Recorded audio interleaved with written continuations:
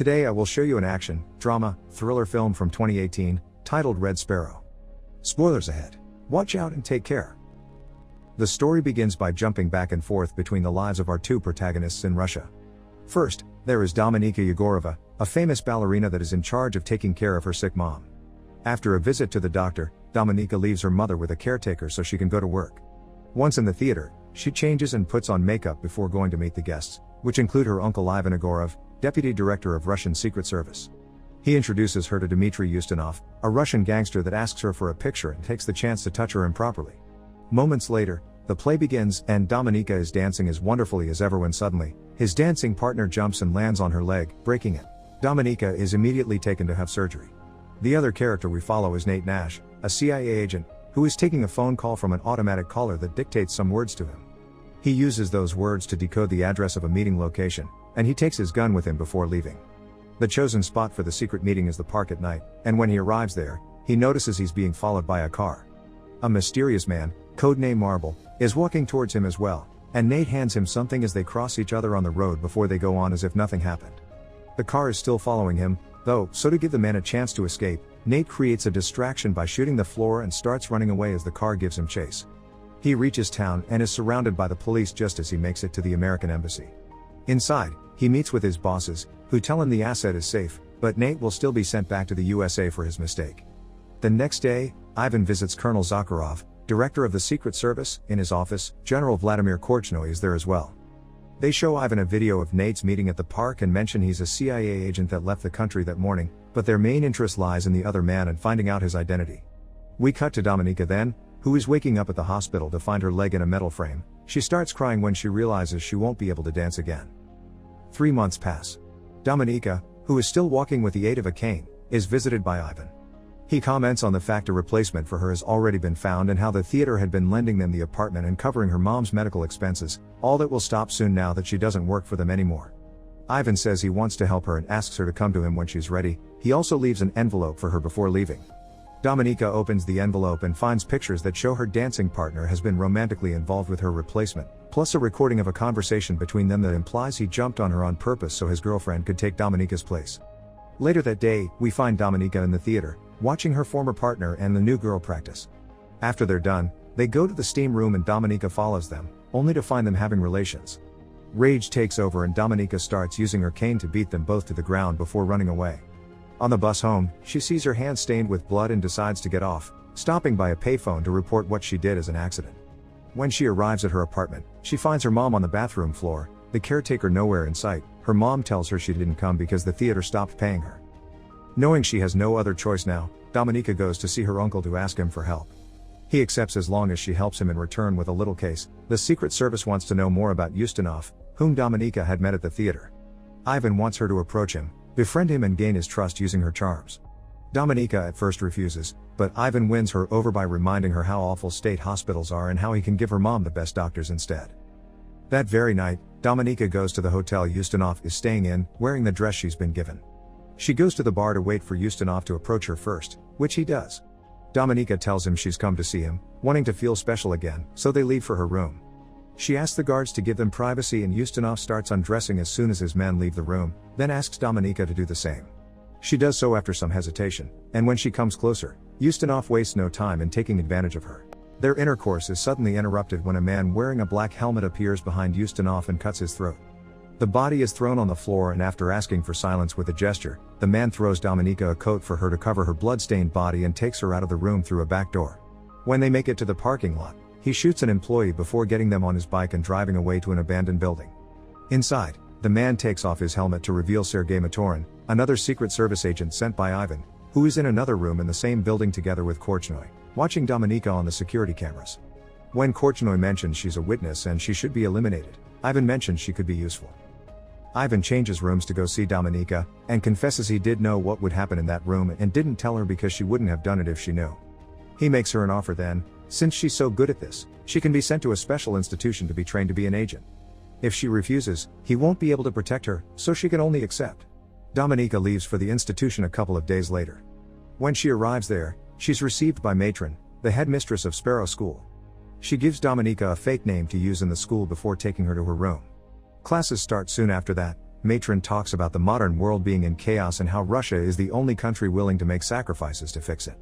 The students will be trained to be sparrows, spies who specialized in seduction and psychological manipulation.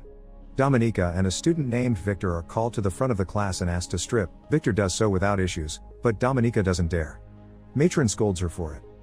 We then cut to Nate, who's been summoned by the CIA's discipline panel to be informed he'll be suspended for his mistake in Russia and he can't leave the country. Nate protests because their mole, Marble, has been working with Nate for 3 years and won't trust anybody else, but he isn't hurt. Back in the Sparrow School, during a class with Matron, she tells them they need to be able to identify what their targets want. She puts some videos on TV for examples for them to work on. The first one Victor guesses wrong and Dominika corrects him, earning her his dislike. The second is guessed by another female student, who is called to the front of the class and told she will have to use her mouth on the man from the video, who is brought into the classroom in cuffs. The girl gets on her knees but is incapable of doing it. She falls to the floor crying. Matron reminds all the students that they need to learn to trick their bodies and teaches them some basic seduction tricks. Back in the USA, Nate notices he's being tailed and informs his superiors of this. He learns that the CIA hasn't heard anything from Marble and he takes the chance to remind them he will talk if it's Nate that contacts him. They reach a deal. He can't still go back to Russia, but they can send him to a country nearby so the Russian Secret Service will know he's around and Marble will resurface. Nate accepts for the team to come with him.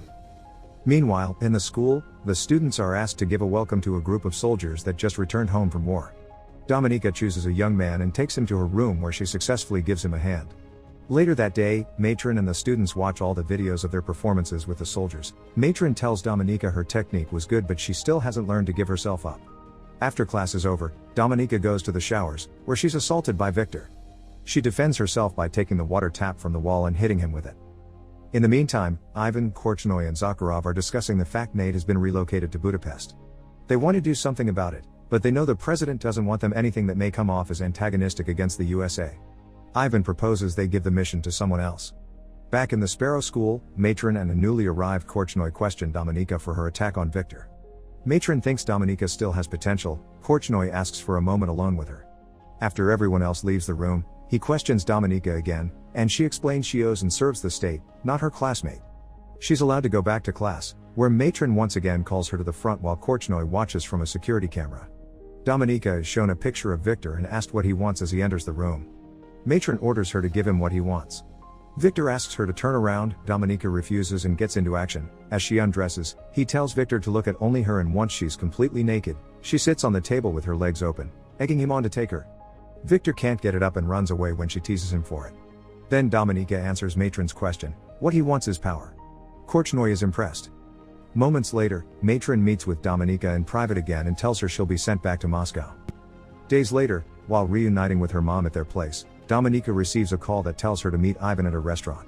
When she makes it there, she sits with him and he explains her next mission. She'll be sent to Budapest to befriend Nate and gain his trust so she can learn the identity of their mole. He gives her a new passport and documents with a new name. Dominika leaves without eating. She makes it to Budapest a couple of days later, and goes to stay at an apartment she'll share with a fellow Sparrow, Marta. Later that day, she meets with her new boss, Station Chief Maxim Valentov, and asks him for some information on Nate. Afterward, she follows Nate around to learn his routine. The next day, Dominika starts going to the same swimming pool as Nate, and lets him go to her when they leave the building. They chit-chat a bit but Dominika plays hard to get. She also makes up a story about being a translator for the embassy. The following day, however, she doesn't find Nate at the pool, and the receptionist tells her ID is gone missing. Turns out, Nate already knows she isn't what she says. We cut to him explaining to his superiors that she's been using many names and making the connection to Ivan. He thinks she's valuable and that her using her real name is a provocation. After some hesitation, his superiors allow him to get closer to her to gather intel. After going to Valentov to report her progress and ask for an embassy pass, Dominika visits the embassy and sees Marta chatting with Stephanie Boucher, an American politician. Nate interrupts her staring to chat, admitting he was the one to steal her ID from the pool, and asks her out to dinner the next day at 8. Dominika accepts before leaving. Back in her apartment, Dominika searches Marta's room and discovers she's been buying intelligence from Boucher. Marta returns home then, but doesn't catch her in the act. She gives Dominika a copy of the report Valentov sent to Moscow. Apparently Dominika has made an enemy. The next day after work, she follows Valentov into a bar and asks him to buy her time with a better report, then provokes him into punching her by making fun of his small member. His violence is now on the security cameras and Dominika tells him he'll write a better report or she'll take the recording to the police. While all this is happening, Nate is alone in a restaurant, waiting for his date. Thinking he's been stood up, he leaves the place, but Dominika is following him closely. Back in his apartment, Nate receives another coded message on the phone that he quickly writes down and deciphers. It says Vienna. He's about to leave when a crying Dominika rings his bell. He allows her to come in. While sharing some whiskey, Dominika tells him his boss assaulted him. When Nate asks her how she knows where he lives, she raises the volume of the TV so they can't be heard. Dominika asks him what happened in that park in Russia and kisses him after he tells her. Nate tells her to go home and figure out what she wants. The next day, Ivan visits Dominika before leaving for Vienna. He asks about her progress with Nate since their superiors are getting impatient.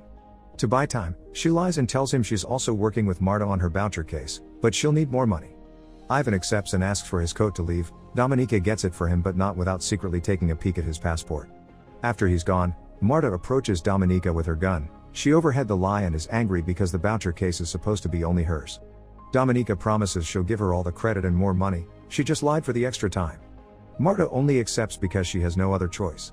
Later on, Dominika goes to Vienna and opens a bank account there while Marta visits Valentov to tell him she knows how to get rid of Dominika. Dominika returns to her place that night and finds Marta murdered in the bathtub. Suddenly, Sergei appears behind her and grabs her by the neck to pass on a warning. This is what happens to those that share secrets. He also tells her to call the police before he disappears. We cut to Nate there, who is reporting to his superiors about having met with Marble in Vienna. Marble has given him some files confirming Dominika is a sparrow, and that makes Nate think she's even more recruitable. Meanwhile, Dominika is being interrogated by the police, but she tells them nothing. When she leaves the precinct, she finds Nate outside waiting for her. They go back to his place, where he confesses he knows she's a sparrow. Dominika tells him her story in return, putting emphasis on the fact she only cares about her mother's well-being. Nate asks her to be a double agent for him, promising her protection. She replies she needs to sleep. He gives her his room. Later in the night, she leaves the room and joins Nate on the touch. After asking if she can trust him and getting a positive answer, she makes love to him. The next morning, after she confirms she accepts his deal, Dominika goes back to her routine, writes a fake report on Nate saying she has him in her pocket and then returns to her place to wait for his signal, which is a simple phone call that plays her favorite song. Dominika meets with Nate's superiors and is put through a lie detector test to see if she can be trusted. When they accept her, she asks for money. They laugh at her, but they change their minds when she tells them she can give them Boucher. The following Friday, the whole team flies to London to meet with Boucher. Dominika stays in a special hotel room the CIA prepared for her with security cameras to monitor her and a set of discs hidden under a desk to change for the real ones later. Moments later, while she's at the bar waiting for Boucher, he's surprised by the sudden appearance of Valentov, who supposedly wants to help. Dominika sends him to her room, otherwise his presence will scare Boucher off. Boucher arrives soon afterward and Dominika goes to her, explaining Marta sent her. Boucher doesn't like this change and is about to leave, but Dominika convinces her to stay when she threatens her with some dangerous pictures and mentions the money. Both women go to Dominika's room where Valentov is waiting. Boucher gives her the discs in exchange for the money, and Dominika pretends to take the discs to her computer to check they're real when she's actually trading them with the CIA's. Dominika and Valentov leave then after telling Boucher to wait an hour to leave too, but Boucher is anxious and drunk so she leaves soon after. When she makes it to the street, she notices she's being followed and gets scared, so she throws the money in a trash can and crosses the street where a truck hits and kills her. Dominika is in a car with Valentov when this happens, and he quickly gets the news on the phone. He tells Dominika they've been given orders to return to Moscow immediately and takes her passport. When they make it to Moscow, Ivan takes the discs from Valentov before arresting him. Both he and Dominika are under suspicion of having helped the Americans. When asked about it, she denies it, so she starts being tortured in different ways for the real answer, but she doesn't give in. They even show her a video of how Valentov was shot for lying, but when the interrogator points at her head and she lies again, nothing happens. Ivan takes over then, and Dominika manages to manipulate him into protecting her. She's allowed to return home, but when she gets there, she feels so dirty she doesn't let her mom hug her. After a difficult meeting with Korchnoi and Zakharov, Ivan returns to his apartment, where Dominika is waiting. He tells her they've granted her request to let her keep working on Nate. She kisses him before leaving. Dominika returns to Budapest and meets with Nate. They go to his apartment, where he expresses his suspicions of her quick release. Dominika convinces him to relocate her and her mom to America and to give her more money. He accepts before they make love. In the middle of the night, Dominika wakes up when she hears a noise. She goes to the kitchen to find Sergei torturing Nate. She pretends to be on his side at first, even helping him hurt Nate to get the name of the mole. But when Sergei gets distracted, she hits him back and helps Nate cut the straps tying him to the chair. The three of them get into a fight that doesn't last long. Sergei slips and Dominika takes the chance to stab him. She wakes up in the hospital the next day, and leaves her room to have a smoke. She's then approached by Korchnoi, who reveals himself as Marble. He thinks he'll be caught soon and doesn't want to die in vain, so he asks Dominika to expose him so she can become a national hero and take his place as a mole. She doesn't give him a definite answer, but after he leaves, she checks on Nate and leaves as well. She gives herself up to the police and asks to see the Russian ambassador. When she's taken to him, she tells him to call Zakharov and inform him she has the name of the mole, which she'll give him in exchange for her freedom. A meeting to do the exchange is arranged later that night at an airport. Nate will walk with her to confirm the identity of the mole, and she mustn't try to run or she'll be shot. Nate is angry with her because he thinks she's used him, but she has a surprise. When the Russians approach them with the mole, they take the bag off his face to reveal it's not Korchnoi, it's her uncle Ivan, who has been framed thanks to Dominika fabricating evidence since she made it to Budapest the first time. Nate quickly catches on and can favorite song. Make sure to subscribe and turn on notifications so you can watch more videos like this. Thanks for watching.